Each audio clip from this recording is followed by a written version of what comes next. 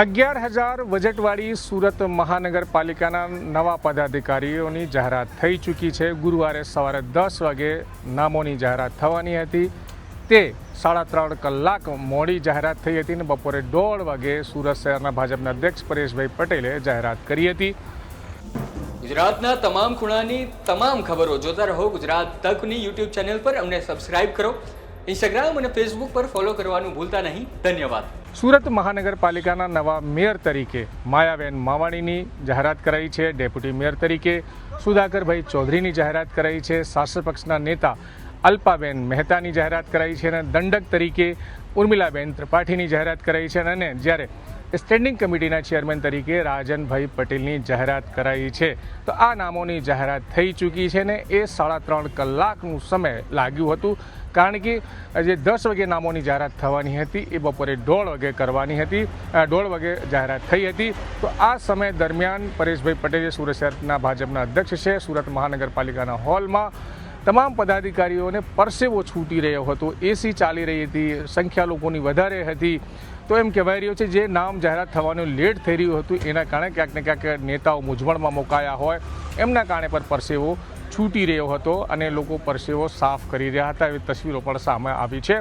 તો 3.5 કલાક મોડેથી જાહેરાત થઈ ચૂકી, તો નવા પદાધિકારીઓ મળી ચૂક્યા છે। હવે માયાબેન માવાણી જે નવા મેયર મળ્યા છે, તો અગાઉ આપણે વાત કરીએ માવાણી સરનેમના 2 મેયર રહી ચૂક્યા છે। અગાઉની ટર્મમાં દકેશભાઈ માવાણી મેયર તરીકે રહી ચૂક્યા છે અને અત્યારે સ્વર્ગસ્થ કનુભાઈ માવાણી પણ મેયર તરીકે રહી ચૂક્યા છે। તો માવાણી સરનેમમાંથી ત્રીજી વખત મેયર માયાબેન માવાણી બન્યા છે।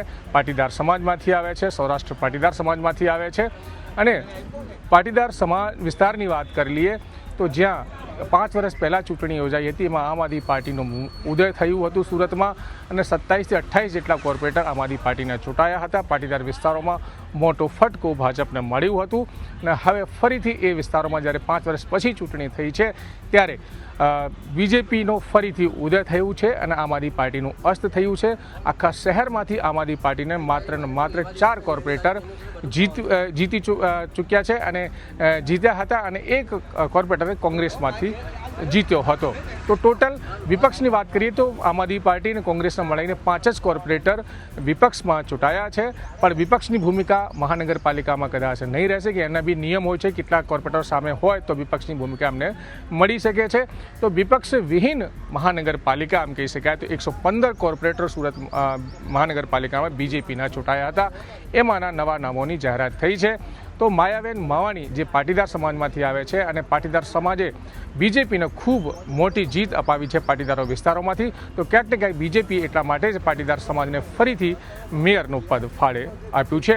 હવે ડેપ્યુટી મેયરની વાત કરી લઈએ તો જે સુધાકરભાઈ ચૌધરી છે એ ફરીથી કોર્પોરેટર તરીકે ચૂંટાયા છે, અગાઉ પણ કોર્પોરેટર રહી ચૂક્યા છે, તો તેમને ડેપ્યુટી મેયરનું પદ આપ્યું છે અને તે ડેપ્યુટી મેયર જે સુધાકરભાઈ ચૌધરી છે ધારાસભ્ય સંગીતાબેન પાટીલના નજીક છે।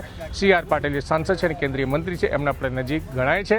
તો ડેપ્યુટી મેયરનું પદ જે છે એમને મળ્યો છે અને અગાઉ આ જ પદ ઉપર ડૉક્ટર નરેન્દ્ર પાટીલ હતા, તે સંગીતાબેન પાટીલના પણ નજીક કહેવાતા હતા। તો ફરીથી ડેપ્યુટી મેયર પદ જે છે એ વિસ્તારને ફાળે ગયો છે અને મરાઠી સમાજમાંથી આવે છે, માળી સમાજમાંથી આવે છે સુધાકરભાઈ ચૌધરી, તો એમને ફાળે ડેપ્યુટી મેયર પદ ગયું છે। શાસક પક્ષ નેતાની વાત કરીએ તો અલ્પાબેન મહેતા જે મોડ વડિક સમાજમાંથી એટલે કે સુરતીઝમાંથી આવે છે, તો એમને અને એની જે ગ્રુપની વાત કરીએ, જે સપોર્ટની વાત કરીએ તો પૂર્ણેશભાઈ મોદીના સમર્થક છે, તો એમને શાસક નેતાનું પદ મળ્યું છે। દંડક તરીકે આપણે જો વાત કરી લઈએ તો ઉર્મિલાબેન ત્રિપાઠી જે ઉત્તર ભારતીય સમાજમાંથી આવે છે, બ્રાહ્મણ સમાજમાંથી આવે છે અને મજૂરા વિધાનસભા વિસ્તારમાં રહે છે અને કહેવાય છે કે હર્ષ સંઘવીના નજીક છે। એમના પતિ જે શૈલેષભાઈ ત્રિપાઠી છે જે હર્ષ સંઘવીના નજીક છે ને એમને ક્યાંક નજીકતાનો લાભ દંડકના પદ તરીકે મળ્યું છે। તો આ રહી વાત આ તમામ નેતાઓની। બીજી વાત કરીએ સ્ટેન્ડિંગ કમિટીના ચેરમેન જે રાજનભાઈ પટેલ ફરીથી એ જ પદ પર એમની જાહેરાત થઈ ચૂકી। અગાઉ પણ રાજનભાઈ પટેલ એ જ પદ પર આગળની ટીમમાં સ્ટેન્ડિંગ કમિટીના ચેરમેન રહ્યા છે અને ફરીથી જે જૂની બોડી છે એ જૂની બોડીમાં માત્ર ને માત્ર રાજનભાઈ પટેલ છે જેમને ફરીથી એ પદ ઉપર રિપીટ કરાયા છે। રાજનભાઈ પટેલ પણ CR પાટીલ જે કેન્દ્રીય મંત્રી અને નવસારી લોકસભાના સાંસદ છે ભાજપના, એમના ખૂબ નજીક ગણાય છે અને સાથે સાથે એમના સંબંધો હર્ષ સંઘવી સાથે પણ નજીકના ગણવામાં આવે છે।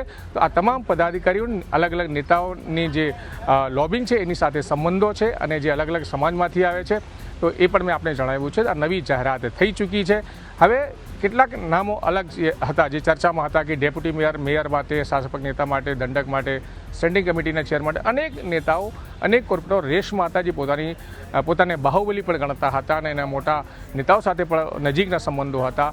પણ એ તમામ નામો કપાઈ ગયા છે અને એક પણ બાહુબલી નેતાને કે જે મોટા નામો હતા એમને કોકની જગ્યા નામ જે હોદ્દો મળ્યો નથી. તો હવે કહેવાય રહ્યું છે કે જે રેસમાં હતા લોકો એમને ક્યાંક ને ક્યાંક જે નવી સમિતિઓ બનશે એ સમિતિઓમાં પણ સમાવેશ કરવામાં આવશે અથવા 2.5 વર્ષની આજે ટર્મ પૂરી થશે ત્યારબાદ 2.5 વર્ષ પછી પણ એ નેતાઓનો નંબર લાગી શકે છે. તો સુરત મહાનગરપાલિકાનું જે વાર્ષિક બજેટ છે 11,000 કરોડનું બજેટ છે. એમાં નવા પદાધિકારીઓ જે છે આ જે નામોની મેં આપને કહ્યું છે એ નામોની જાહેરાત થઈ ચૂકી છે. નામ જાહેરાત કરવા માટે 3.5 કલાક લેટ થયું હતું. બહુ ગુપ્તતાથી આ વખતે બીજેપીએ નામોની જાહેરાત કરી છે કે અગાઉ આપણે જોતા હતા કે જ્યારે પણ આવી નામોની જાહેરાત થતી હોય તાત્કાલિક ઉપરથી નામ આવે, મીડિયાના સામે નેતાઓ રજૂ થાય અને નામની જાહેરાત કરી દેતા હતા. તો આ વખતે પહેલી વખત એમ કહેવાય રહ્યો છે કે 3.5 કલાક લેટ નામોની જાહેરાત જે કરવામાં આવી છે એ ક્યાંક ને ક્યાંક એક પોલિસીનો એક ભાગ છે બીજેપીનો, એટલા માટે જ 3.5 કલાક લેટ નામ જાહેર કરાયા છે. તો ઉત્તર ભારતીય સમાજને સાચવવા માટે ઉર્મિલાબેન જે ત્રિપાઠી છે એમને દંડક બનાવ્યા છે. અગાઉની જે ટીમ હતી એમાં જે શશીબેન ત્રિપાઠી છે તે શાસક પક્ષના નેતા હતા ઉત્તર ભારતીય સમાજમાંથી.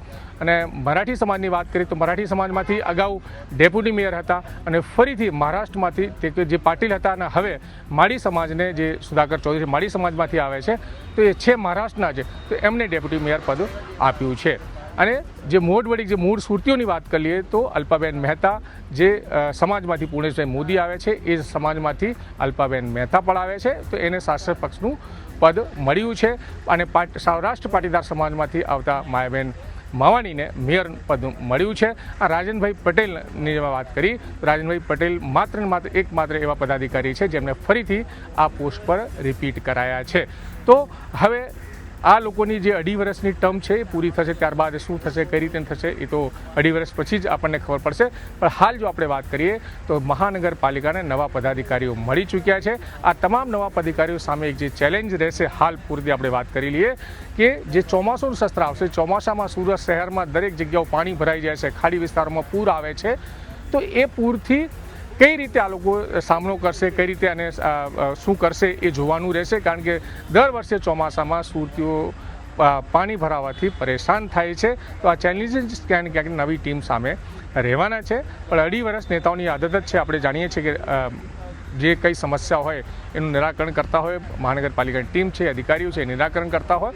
પણ અલગ અલગ સમસ્યાઓનો સામનો તો કરવું પડશે. પણ ભાજપને પહેલી વખત 120 સીટો છે સુરત મહાનગરપાલિકાની 30 વોર્ડ છે એમાંથી 115 સીટો પર બીજેપીની જે જીત થઈ હતી અને એ કદાચ સુરતના ઇતિહાસમાં પહેલી વખત આટલી મોટી જીત બીજેપીની થઈ હતી.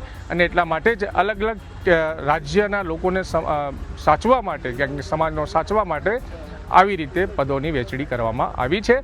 અને અનેક લોકો લાઇનમાં હતા, અનેક લોકો ચર્ચામાં હતા કે એ લોકો મેયર બની શકશે, ડેપ્યુટી મેયર બની શકશે, શાસક નેતા છે. ખૂબ લોક ચર્ચાઓ થઈ, ખૂબ સોશિયલ મીડિયાબાજી પણ થઈ હતી.